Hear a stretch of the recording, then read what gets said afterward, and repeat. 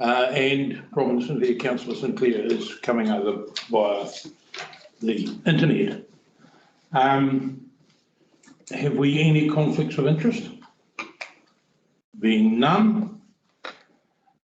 Today is an important day in democracy. And can we just second and move the apology? Can someone move the apology, please? Thanks. Thank you. In favour, please say aye. Aye. Contrary, no. Carry. Important interest in democracy because it's an opportunity for people to make submissions, and I thank you all that have done submissions, made submissions. I thank you all for doing that. Yeah. Please accept that we're on a time frame, and it will be 5 minutes per submitter. I'll do that in the interest of fairness to everyone that is submitting.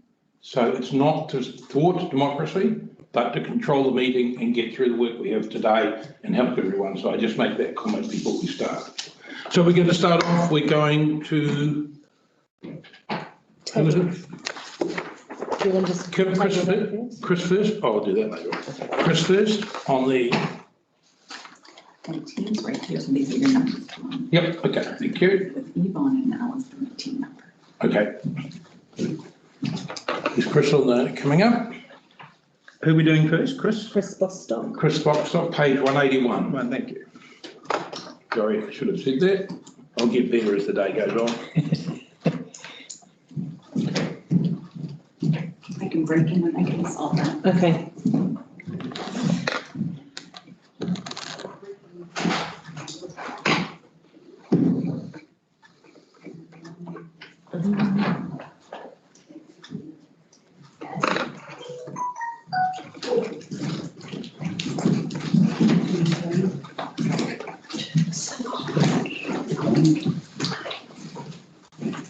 Chris, are you there?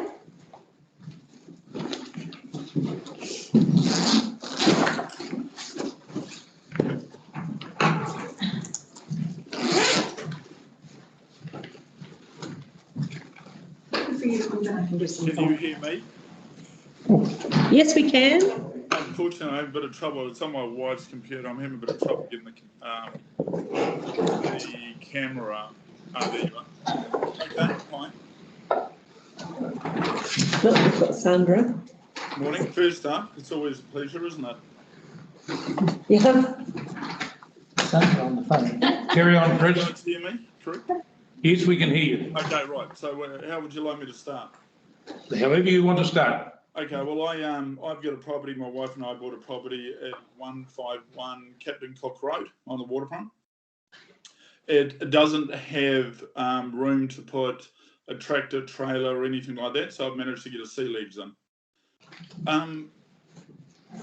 A number of observations for me over the last 3 or 4 years that we've actually been there is we take our sea leaves down to Transit Lane.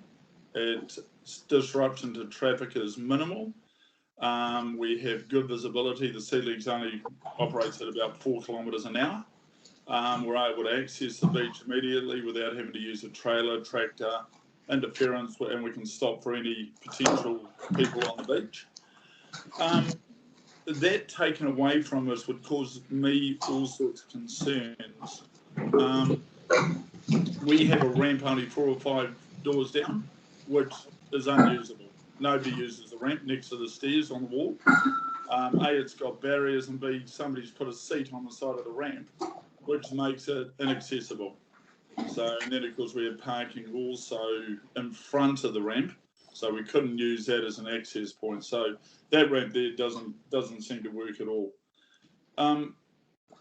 The concern I have about, and the observations that I've made on the times that I have gone down the Puringi, is there is now a huge community that is basically starting to come down to Cooks and surrounding Hahei Hotwater Beach. And they're using the Puringi end for all their kids who are now swimming across the Puringi, kayaking, and there's been a number of incidents where we've had people that don't know how to control kayaks and current cutting across in front of boats. So I have a real safety concern over that front. When we go onto the transit lane, we get deep water access very, very quickly. We're able to control what we do. So, you know, you're also going to increase You've got Longreach that's now opened up, so you're going to have increased pressure on the Puringi. And we know a number of people that come over from Hahei and Hot Water Beach that actually bring their boats over, which is increasing the pressure on the Puringi end as well. It's definitely an advantage for us to actually have it. So taking it away would concern me greatly. The walkway that's been put on side of Transit Lane, I believe that is starting to work quite nicely. The observation I had through Christmas, people were starting to use the walkway, and what it now requires is maybe a sign either side of where Transit Lane is to stop sunbathers basically parking themselves right on the side of the lane access. So I think just a couple of no sunbathing signs, maybe 10 metres or 20 metres either side of the lane, would enhance would help the risk of people getting injured there, or somebody doing something silly.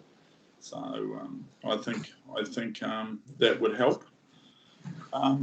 There's probably not much else from my side other than the access down to the far end of the beach is too far for our sea legs. We'll get into traffic congestion. Obviously, only going at 4 or 5 kilometres an hour is it causes other problems. My neighbours just bought a sea legs. I know about 5 or 6 other guys that have bought sea legs, and they are currently using Transit Lane as their best access point. Okay. Thank you. Is that all, Chris? Well, yep, unless you've got some questions. Any questions from anyone? Being no questions, thank you very much. Okay, thank you. Thank you for your submission. Okay, we'll move on. Yvonne Franklin, Alison Henry. Page. Yep. Page. Well, the two, page 56 and 136. Who's going first? Do you want to do your,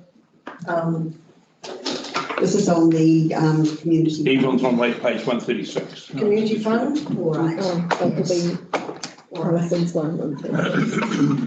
Kia ora, everybody. My name's Alison Henry, and I am the current chair of the Mercury Bay Community Fund. I have with me Yvonne Franklin, one of my colleagues on that trust as a trustee.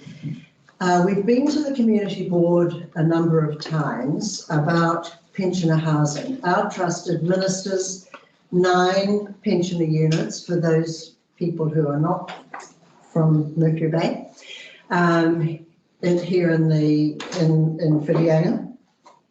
And we have a waiting list of 39 at the moment.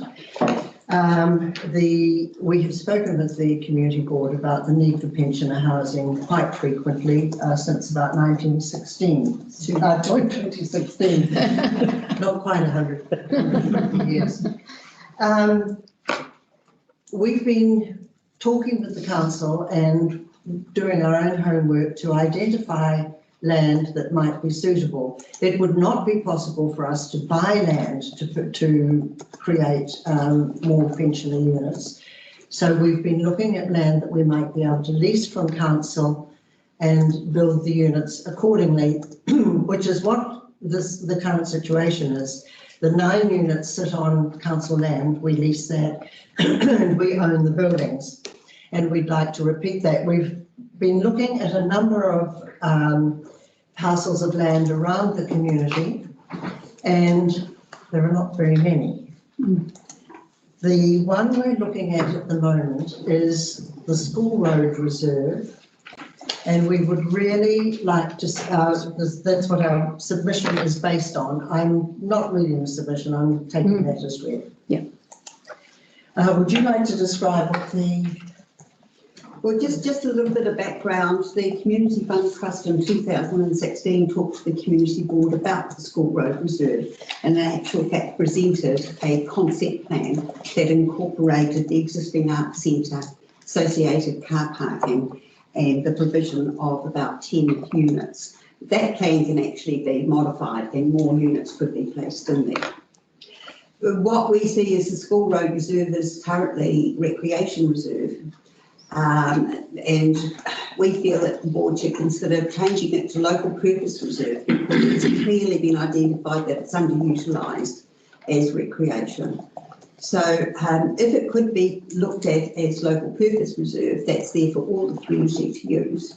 And we would further submit that the Community Fund Trust would be interested in having further discussions with the Community Board on acquiring some of that land for community housing. Following the Community Trust submission to the Council, the Community Board in 2016, we also talked to the board in 2018 about the 92 Cook Drive land where the current bowling club is established, but we haven't had the support from the bowling club that we wanted to be able to utilise the vacant portion of the land. And there is an urgency there for pensioner housing, as Alison has said. So that gives you a little bit of background to the situation and what we're wanting to propose. Now, in the background, we've been looking at this land and we're aware of various interests in the land, maybe stormwater is one. We're just interested in getting the use changed so that then we can start the conversations. We can't move unless we've got that, we know that there is a piece of land there that could be suitable for our purposes if everything else falls into place. We have spoken with Ngāti Hay and there is no known treaty issues associated with the land. We believe that the reserve was formed following subdivision, but we need to be absolutely certain about that. But we have kept Ngāti Hay is in the loop with us on that. One of the questions that would always be asked is how would we fund this? And we have been talking with a community financial organisation. Paul Gilbert is the person who would be happy to come and talk with people about this. It's a finance organisation that looks after community interests, and he would be very happy for us to partner with them to look for financial opportunities or organisations that may be able to assist us. So I know that would be a question that would come up from council if we were asking to be using your land, and I believe that we have got some very good advice in the background there. Yvonne's just highlighting too that the positive ageing strategy, the comments, the information that came along with the positive ageing strategy talked about supporting housing for the aged and for leasing land for pensioner housing unit purposes. So this is not new to council, but we really, it's just that we're really wanting to push it along now, and to do that we need a change of that purpose.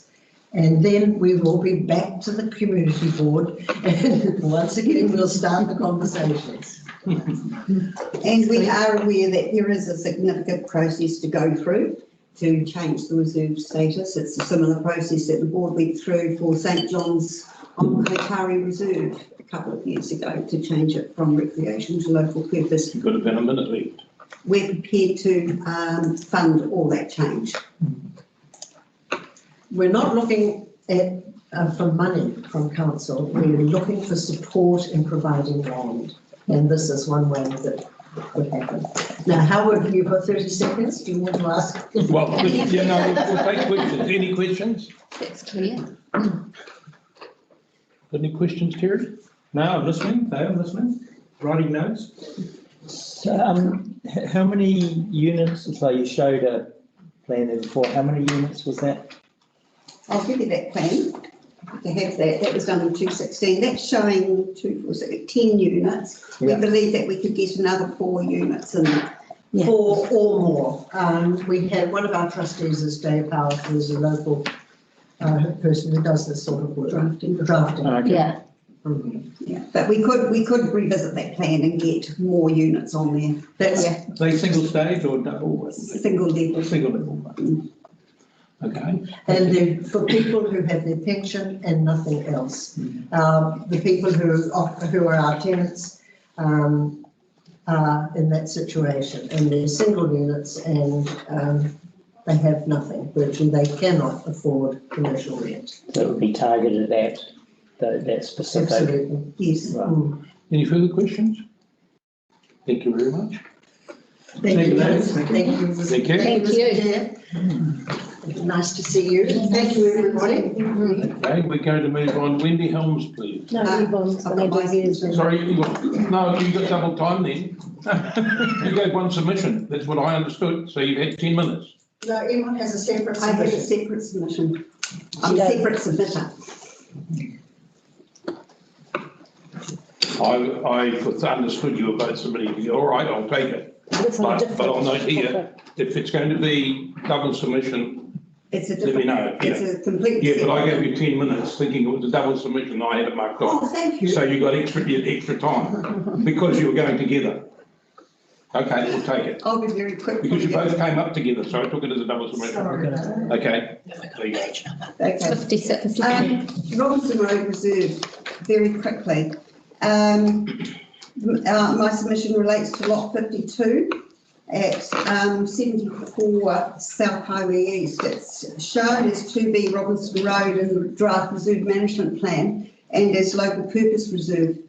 I've been not quite sure whether it's an error or not, but in the previous Whitianga Wharekapa Reserve Management Plan, it was shown as historic, and the intention was at the time of subdivision and stage 1 of the Waterways Reserve that this be historic reserve. And I'm not quite sure whether it's a typo or error, but I think the board should look at putting it back into historic reserve, which is what the intention was. I have spoken to Joe Davis about it, and he was of the understanding that it was historic reserve as well. Okay. And also that lot 52 is completely separate from the other reserves that are on the other side of the estuary running down to Robinson Road, and I think it should be identified as such. So that's that one point. The other point was the use of the reserve.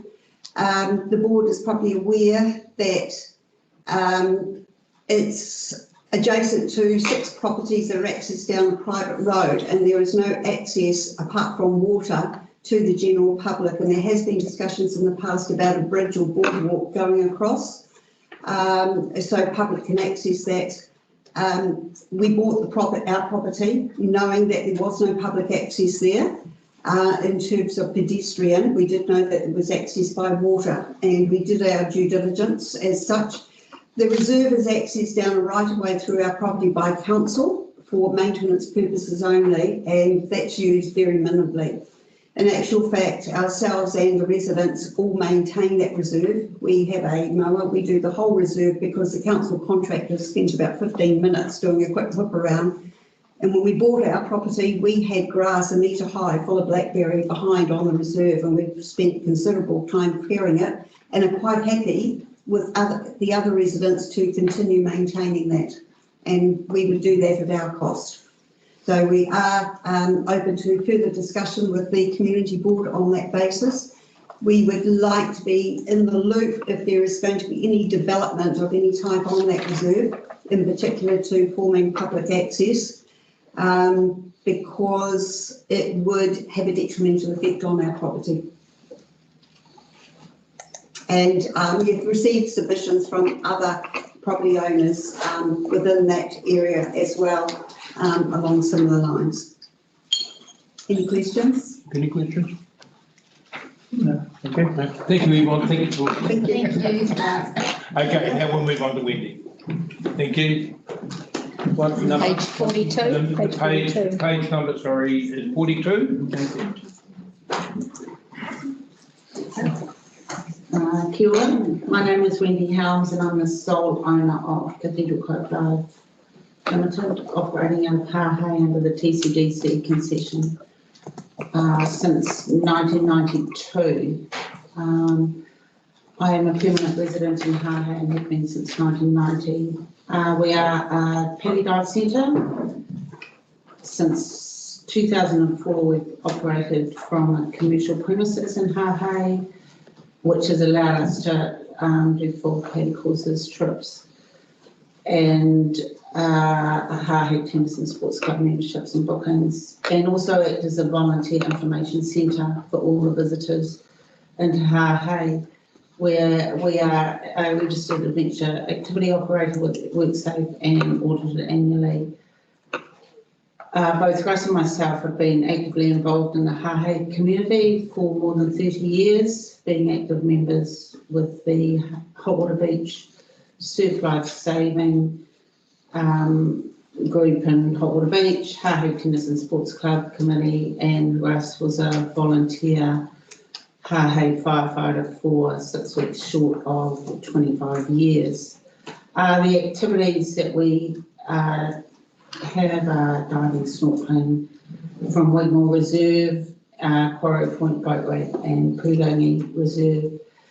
I made my submission in regard to the Wigmore Stream Reserve, allow for up to 2 commercial activity licences, Pulangi Reserve up to 2 commercial activity licences, and Hahe Beach Recreational Reserve, 2 water bays and 2 land bays.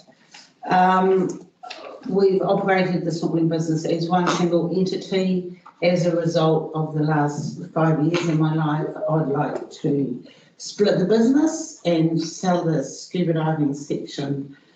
I've made this submission with the understanding that the concessions surrounding Hahe are often contentious, but I would still like to forge ahead with this submission. The scuba diving and the snorkeling would split and run as separate entities.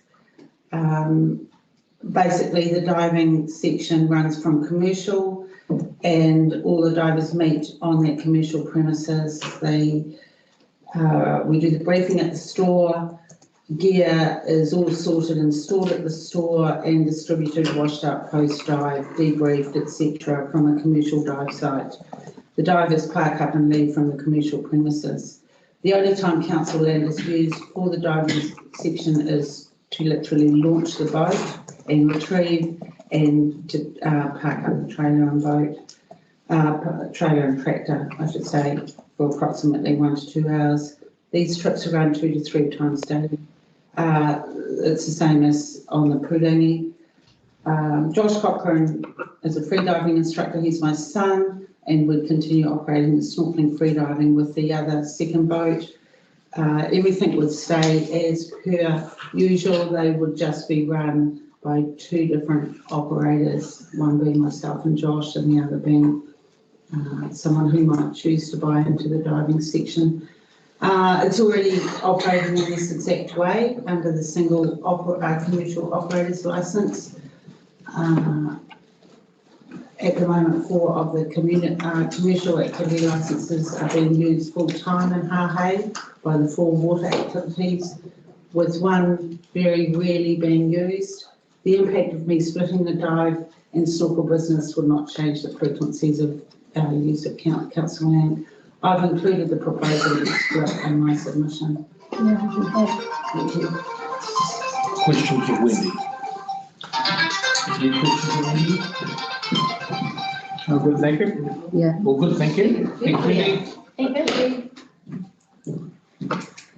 you.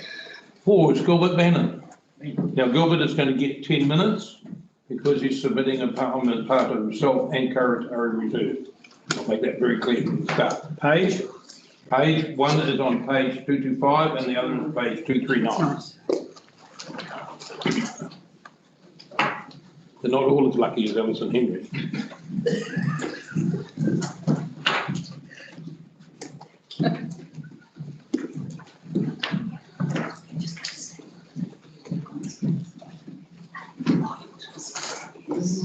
There you go. Thank you. My name is Gilbert Bannon. Murray said I've got two submissions. One is trustee of the Katari Reserve Memorial Garden Trust and a personal submission. First of all, for the Memorial Garden Trust, we support the walkway from Parr Road to the Memorial Garden. It's in the draft plan. What we're finding now is a lot of people are now walking there. The ground, part of it's pretty rough, it's pretty wet in the winter time, and so we need some kind of suitable pathway there.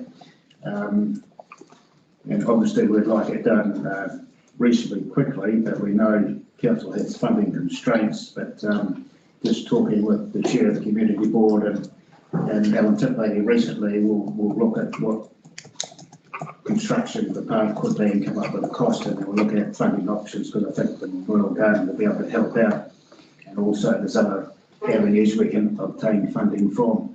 And also you'll see that we had a letter of support from Hay. We have it established and also an early start to that. The other part of that is that obviously Ngāti Hay are going to develop their two power sites at some stage in the future, and we see this as a logical starting point to that power site, because in the Memorial Garden there is a history of Ngāti Hay. They're going to put a whenua in there, and so it's just kind of a biological route at some stage to go through to the park. So that's all I've got to say on that. So I'd just like to again thank the community board for their support for their garden over the years. Just to go into my personal submission, which is on page 239. Yep.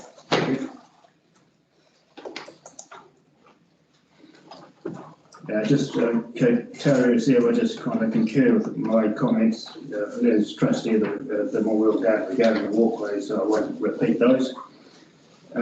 One of the ideas that have come up from a couple of our young artists is to have a sculpture trail in Katari Reserve. There is an area from the pathway that goes from Hahe Beach Road through the reserve. It's quite a nice little area there which could hold 4 or 5 sculptures. They're fairly keen to develop that. It'll be at no cost to the council. They'll be able to fund that through their own mechanisms and support from the business community and other sponsors to develop that. So there could be 4 or 5 sculptures in there.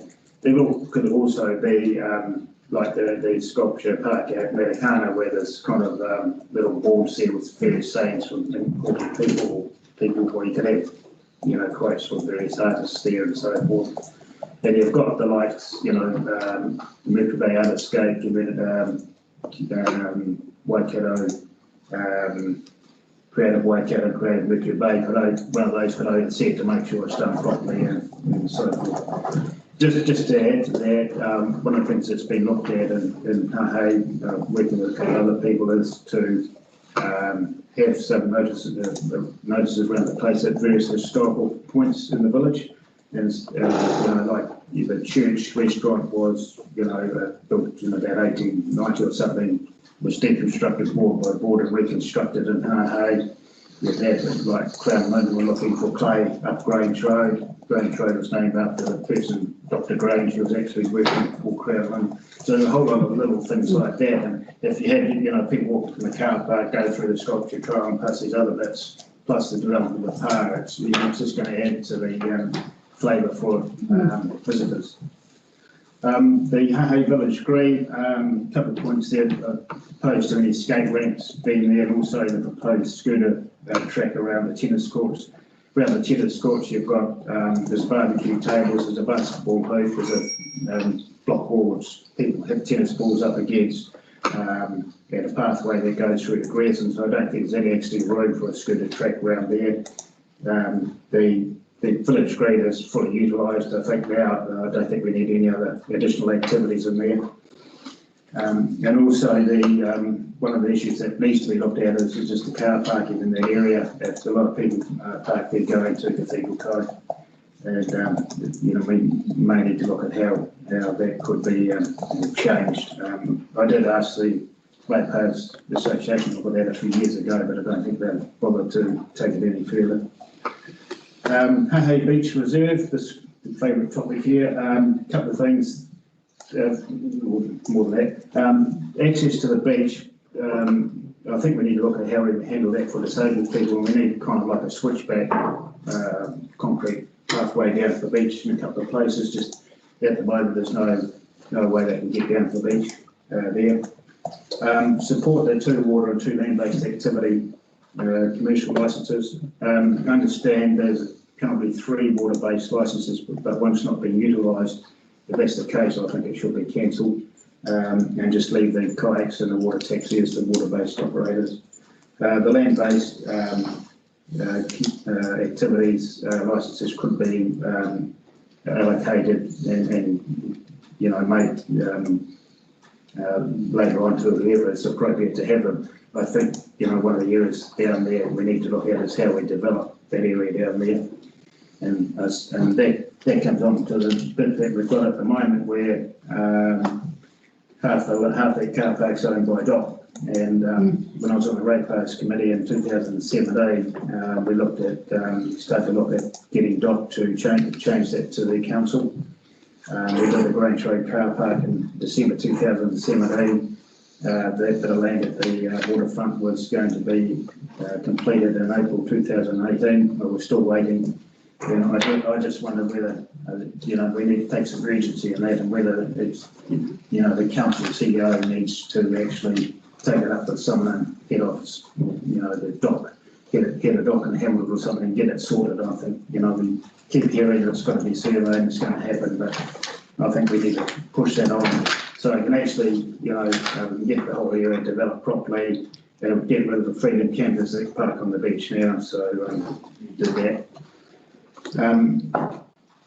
The other thing in terms of the commercial activity licences, the fees that are charged. Again, when I was on the Ratepays Committee in Murray back in 2017, we were talking about those being increased. Well, nothing's actually happened.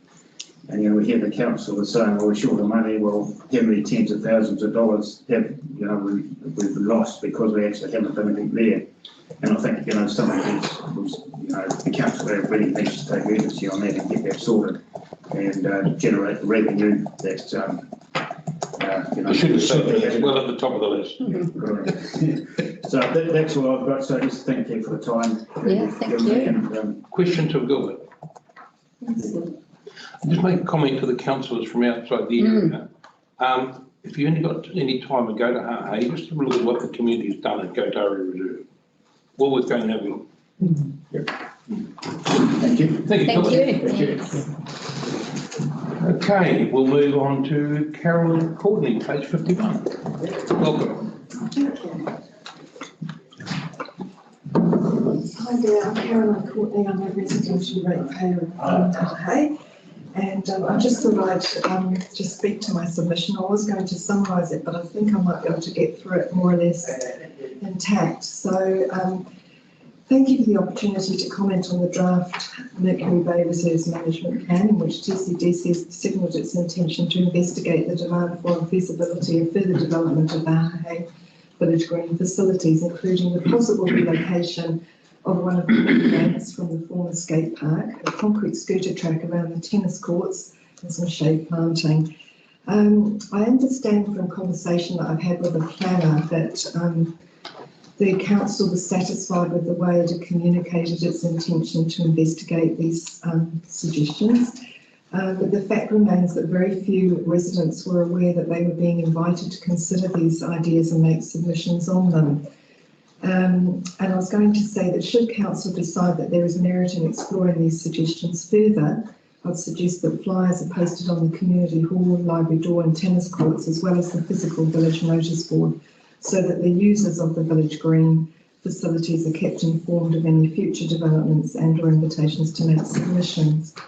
Most of the conversation that's occurred in Hahe about the proposed relocation of the mini ramp has focused on Kotari Park, and that had led to a number of people in the village who would be affected by having a mini ramp on the village green being lulled into believing that they don't need to make submissions on the possible village green location because, as in their opinion, it was unlikely to gain traction. So I was going to suggest that council bears this fact in mind when considering the number and the content of submissions it receives on the village green ideas. There was a meeting held back in November to discuss the mini ramp proposal for Katari Park, which about 100 people attended, and asking any questions about the village green mini ramp and scooter track ideas was deemed outside the agenda.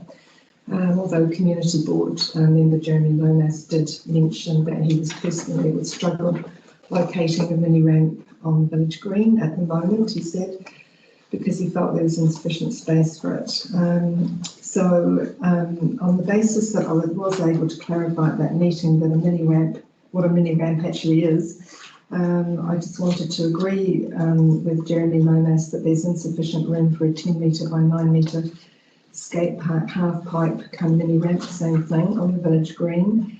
And I'd also endorse what Gilbert said about the Village Green being very busy, well patronised with people walking to and from the village.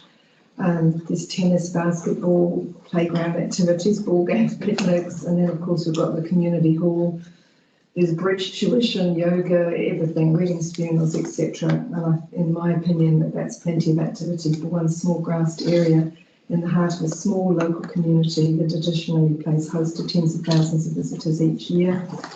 And one of my major objections was the noise that a mini park would generate it's really small hours, because obviously it's, you know, unlike the tennis courts or the community hall, it would be open 24/7.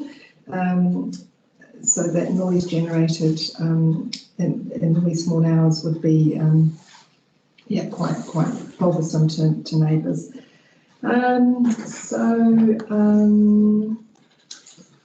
I've got some evidence from skate park studies that would demonstrate that noise, like at 1, 2, 3 o'clock in the morning, would actually be a very likely impact, looking at international studies on skate park situations.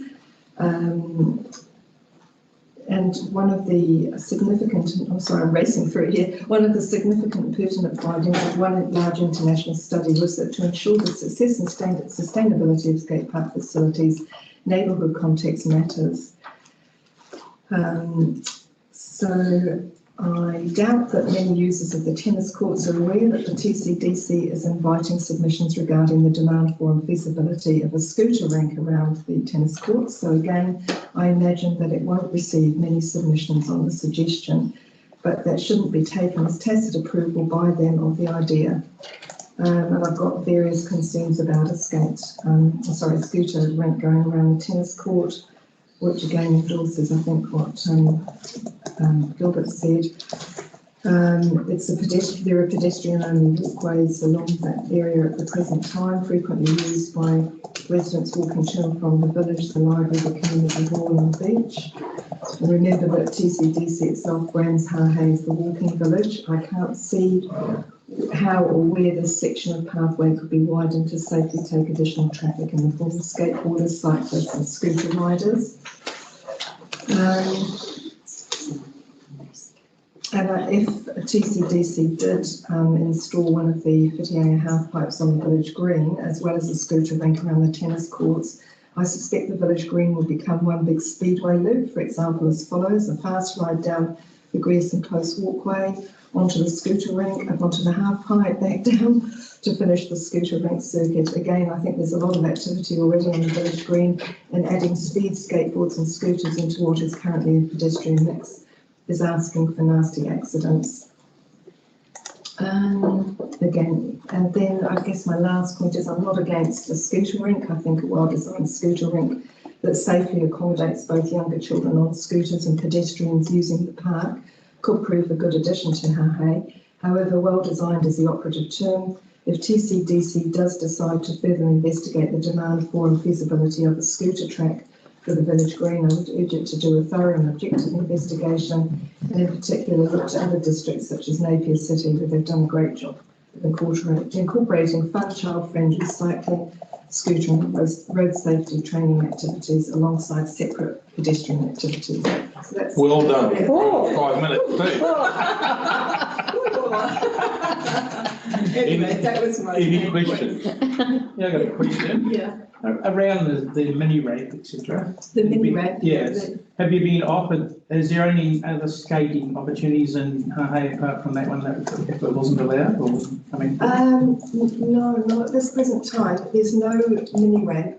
And as I understand it, the skate park idea came about because of the redundant skate park mini ramp in Whitiana, now that you've got the new concrete one. So it needs a new home. And as I understand it, there was quite a bit of competition for various communities to get hold of this skate ramp. And then, of course, the conversation ensued about where would it go. And there was a meeting held on the 19th of November that I referred to, where people were asked about the Kotari Park Reserve as a possible location for it, but we weren't allowed to ask questions about the invitation to make submissions on the possibility of it going to the village green, which is why I was concerned about making a submission, because a lot of people, as I say, we're not aware that the village green is a likely or possible, at any rate, location for it. So at the moment, though, we don't have anywhere for one. But we're going on and get a lot further than answering the question. So, yeah. We're making more submission. Right. If any, I got the gist, that there's no other one and you don't like where it's going to be considered, so that's why. I like it being considered for Kotari Park. There's more room, there's less residential impact. There's already a sports field, and the ambulance station, I believe, is in favour of it, and so is the Memorial Gardens Trust. Yes. So the village green is reserved? Yes. Right. The Kotari Park is back further. Yep. Right. Okay. Any other questions? Thank you very much. Okay. Thank you. Thank you. Thank you. We're going to move on to Mike Casey, who's on Teams. Morning, ladies and gentlemen. 71. Yeah, 71. Morning. So, morning. Quickly, my submission was made back in December, and it was in response to the Reserve Management Plan and a proposal to close the transit road beach access. I went to a meeting with the ratepayers in January at Cook's Beach, and I raised it there, and they said, hey, look, it's a health and safety issue. And around about that time, they had just installed the walkway beside the beach access, and that sort of took pedestrians across to the left away from where people were using beach access. So that appeared to solve the health and safety issue around that. So I don't know whether we still have a proposal to close the transit road beach access or not. I'm not going to answer any questions today. We'll carry on and we'll note who you're concerned about doing that. Yeah. Okay, so assuming that there is still a proposal to close the transit road beach access, my submission back in December had some information which has been clarified since, but basically I was in favour of keeping that open and suggested in my submission that we put in a walkway beside the beach access, which has now been done. And the reason for keeping that open was I actually have two properties down at Cook's Beach, and I spend a lot of time down there. It was one of the reasons why I was attracted to Cook's Beach, is the fact that there were multiple ways of getting pleasure craft into the water. If we were to close one or two of those beach accesses, how busy that gets at Christmas is absolutely ridiculous. And my concern is around just the ability for people to enjoy their holidays when they're not able to use their beechcraft, because everything would be going down to the boat ramp, which is already overcrowded at Christmas time. And maybe the additional, if we closed one of them, we're going to throw a whole lot more people down to the playground area. And again, I'm talking about this area time over Christmas when the place is absolutely packed like it was this Christmas. So I think the council have already dealt with the health and safety issue with the pedestrian walkway and putting up signs, which has already been done. So, I'm just in favour of keeping that beach access open. I believe you've addressed the health and safety side of things, not to say that people are not still walking up and down that tractor access, but you can put a footpath on the side of the road. You can't make people not walk on the road.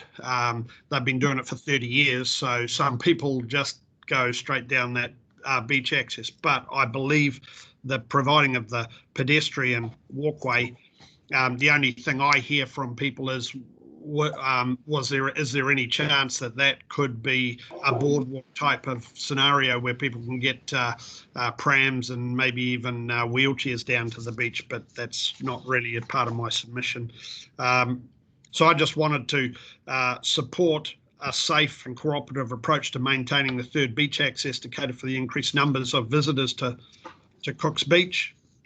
And I'm hoping the council take a collaborative approach to discussing and investigating the options to maintain that access and keep a bit of our Kiwi beach lifestyle, which is what I love about Cook's Beach. Thank you, Mike. Any questions? Yes. Sandra. Yeah. Sandra. Yeah, look, I have been here and I have been watching the submissions after my initial phone call, but Mike, are there any current issues apart that are unresolved? I don't believe so. I understand council put a camera up on the house on the left, John's house, to see how it was going over one of the long weekends. So I was down there that weekend, and there was hardly anyone. There wasn't a lot of traffic through there, but over the Christmas period, people are definitely using that walkway. It's made I think it's made a big difference because it's removed any health and safety issue. If you choose to walk down the tractor path, you choose to walk down the middle of the road, sort of thing. But no issues getting your boat down into the water. No, because that beach access is the same. Nothing has changed in the beach access. So I understand there is a party to the right of that had tractor noise in the morning with Airbnb clients, and they said they wanted it closed for that reason. But it appears to be a bit of an overkill to say we don't want the noise of the beach when we go to the beach. So if it ain't broke, it's sorry? To fix. If it isn't broken, there's nothing to fix. Yeah, and it's harder to get back if you need it back in the future. Well, exactly. And look, I understand the previous submission. They were talking about, hey, who's been canvassed around this? When we heard this was going to be closed, I suspect you got quite a lot of submissions from people, and I've spoken to a huge amount of people along that road there who say, man, we do not want this closed. So I don't know how many submissions you got, but I listened to you, Sandra, talk at the ratepayers meeting and saying, hey, look, give us your emails, people. So if we have a way of contacting you, then we can ask you for submissions when this sort of stuff comes up. So it was sort of word of mouth that everyone sort of heard about it. And I didn't find one person who supported it being closed. Okay. Thank you, Mike. Any other further? We got your submission very loud and clear. Thank you. Thank you for your opportunity this morning and for being able to Teams meeting in, because it was probably a day out of the office for me to come down and attend in person. Appreciate your time, ladies and gentlemen. Thank you. Thank you very much. Thank you, Sandra. Bye-bye. That concludes our submissions this morning. Cheryl Parker is not turning up. Oh, okay. So we can now break for a cup of tea. Thank you.